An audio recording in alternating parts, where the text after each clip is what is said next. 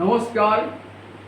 Today I am going to read the next part of my autobiography. I think if anything wrong, excuse me for that.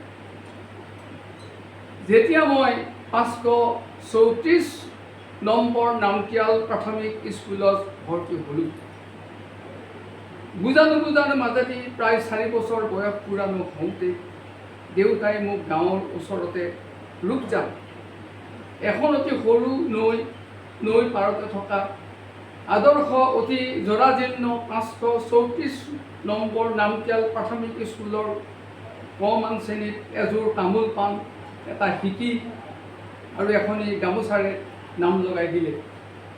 আমাৰ শিক্ষকজন অতি চোকা, কেতিয়াবা অতি খঙাল আৰু কেতিয়াবা অতি দয়ালু আছে। মোকাল বাঁহৰ এচাৰি, বেত, প্ৰয়োজন সাপেক্ষে জেওৰা মাৰিৰে মহাশয়ে আমাক অতি যত্নৰে শিক্ষা দিছিল। এই পৰিৱেশ প্ৰথম দিনাই দেখি বৰ ভয় খাইছিলোঁ আৰু মাৰ নাখাবৰ কাৰণে তেতিয়াৰ পৰাই অতি মনোযোগেৰে পঢ়িছিলোঁ। কমানৰ পৰা 3য় শ্ৰেণীলৈ মহাশয়ৰ অতি প্ৰিয়পাত্ৰ আছিলোঁ।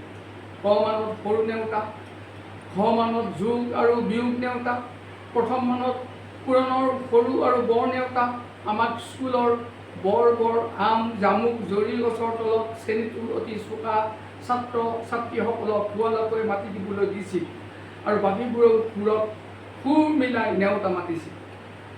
ৰূপজানৰ পাৰত আৰু কিনাৰত ডাঙৰ পথাৰখনৰ পৰা দুপৰীয়া ৰিপ মলয়া বতাহে সেই শুৱলা মাতৰ ধ্বনিবিলাক কঢ়িয়াই আনোতে আঁতৰৰ পৰা শুনিবলৈ যে ইমান ভাল লাগে তাক ভাষাৰে বৰ্ণনা কৰিব নোৱাৰি। আমাৰ অভাজনৰ গাতো নেওতা মতাৰ দায়িত্ব সদায় পৰিছিল। মই অতি শুৱলাকৈ নেওতা মতাৰ কাৰণে মহাশয়ে মোক মৰম আৰু আশীৰ্বাদ দিছিল।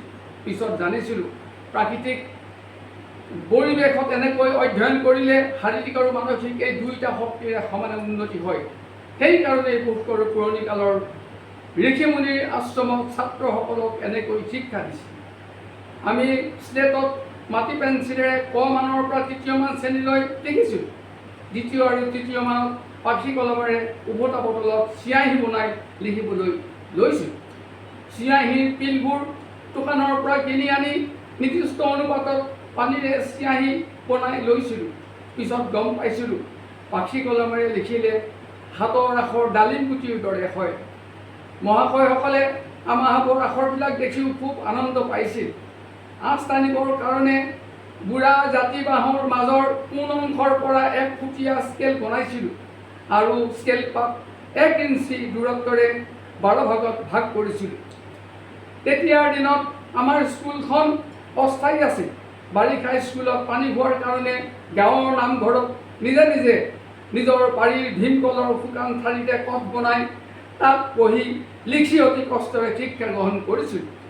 বাৰিষা বানপানী হওঁতে আলিটো ছিগোতে গুৰুৱে অতি কষ্টৰে আমাক প্ৰত্যেকজনকে বানপানীত নামঘৰলৈ দাঙি লৈ পাঠদানৰ কাৰণে কঢ়িয়াই নিছিল আৰু পিছত অনুভৱ কৰিছিলোঁ এনে মহান গুৰুসকলৰ ত্যাগ আৰু কষ্টৰ কাৰণেই আমি আজি য'ত কিঞ্চিত মান দেশসহায় কৰিবলৈ সুযোগ পাইছোঁ।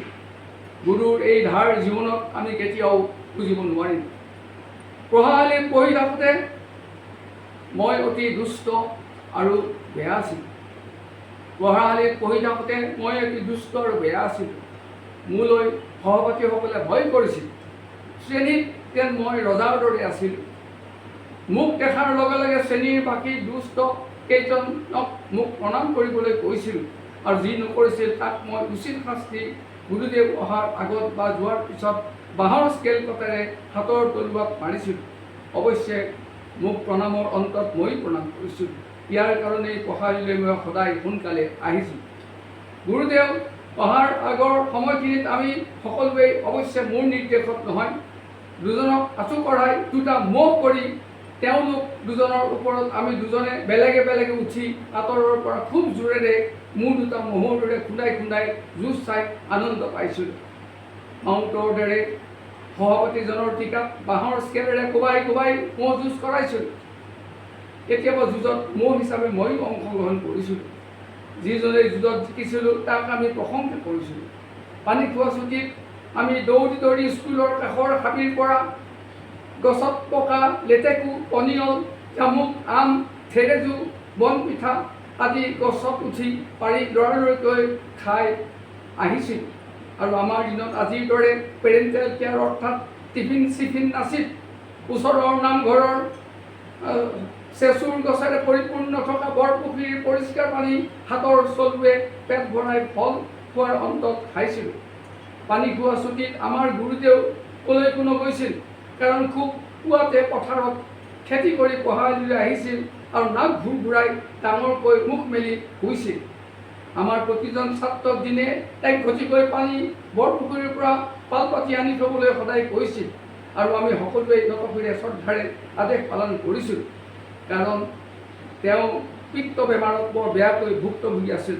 পেটৰ বিষ নিৰাময় কৰিবৰ কাৰণে গুৰুদেৱে অত্যাধিক চৌদা খাব শুই উঠিয়ে চৌদা খাৰ শুই উঠিয়ে খাইছিল, আৰু খোৱাৰ অন্তত গোটেই ঘটি পানী পি নিমিষতে শেষ কৰি বৰ ডাঙৰ ডাঙৰকৈ কেইটামান উগাৰ মাৰিছিল। থেংক ইউ ভেৰি মাছ। আজি মই ইমানতে শেষ কৰিলোঁ, আৰু ইফ এনিথিং ৰং এক্সকিউজ ফৰ দ্যাট। নমস্কাৰ।